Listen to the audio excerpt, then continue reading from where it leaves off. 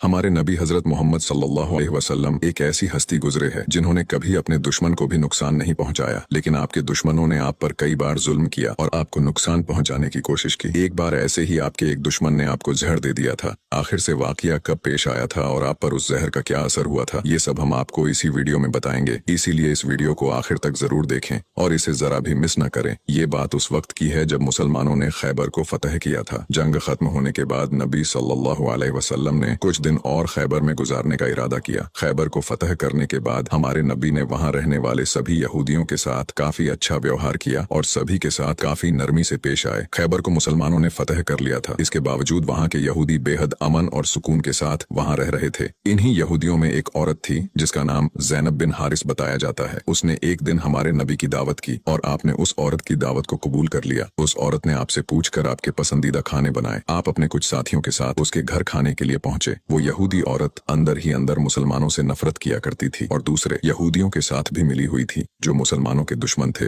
उस औरत ने खाने में पेश होने वाले बकरी के गोश्त में जहर मिला दिया था। जब जहर से भरे उस गोश्त को आपके सामने पेश किया गया और आपने खाने के लिए एक निवाला उठाया और अपने मुंह में रखा तो आप समझ गए कि इसमें जहर मिला हुआ है। आपने तुरंत अपने साथियों को खाना खाने से रोक दिया और कहा कि इसमें जहर मिला हुआ है, लेकिन अफसोस के आपके कुछ साथी उस वक्त तक कुछ गोश्त खा चुके थे जिसकी वजह से उनकी शहादत हो गई। कहा जाता है कि जहर के बारे में हमारे नबी को उस जहर की बोटी ने ही खबरदार किया था। इस वाक़े के बाद उस औरत के साथ साथ उसके सभी साथियों से पूछताछ की गई तो उन्होंने न सिर्फ अपना गुनाह कबूल किया बल्कि ये भी कहा कि हमने आपके साथ ये इसलिए किया क्योंकि हम ये देखना चाहते थे कि आप अल्लाह के सच्चे नबी हैं या नहीं। अगर आप अल्लाह के सच्चे नबी हैं तो इस जहर का आप पर असर नहीं होगा और अगर आप अल्लाह के नबी नहीं हैं तो हमें आपसे छुटकारा मिलेगा। ये बात तो सब जानते हैं कि हमारे नबी ने कभी किसी से बदला नहीं लिया, जबकि आप पर कई बार बहुत जुल्म किया गया जिसके बारे में कोई सोच भी नहीं सकता। लेकिन जब उस जहर की वजह से आपके सहाबा की शहादत हुई थी तो कानून के मुताबिक उस औरत को भी कत्ल कर दिया गया। लेकिन कुछ रिवायतों में आता है कि उस औरत ने खुदकुशी कर ली थी। वही कुछ रिवायतों में कहा जाता है कि उस औरत को माफ कर दिया गया था। इस बारे में कई मुफस्सरीन अपनी अलग अलग राय रखते हैं। एक हदीस में हजरत आयशा फरमाती है कि जब नबी सल्लल्लाहु अलैहि वसल्लम की जिंदगी के आखिरी दिन चल रहे थे और आप बीमार रहा करते थे, उस समय आप कहा करते थे कि खैबर में जो मैंने जहर से मिले हुए गोश्त का टुकड़ा खाया था उसका दर्द मैं आज भी महसूस कर सकता हूँ। ये बात कई किताबों से साबित है कि उस जहर का असर हमारे नबी के आखिरी दिनों में देखा गया था और इसी जहर के असर ने आपकी वफात में एक अहम किरदार अदा दिया था।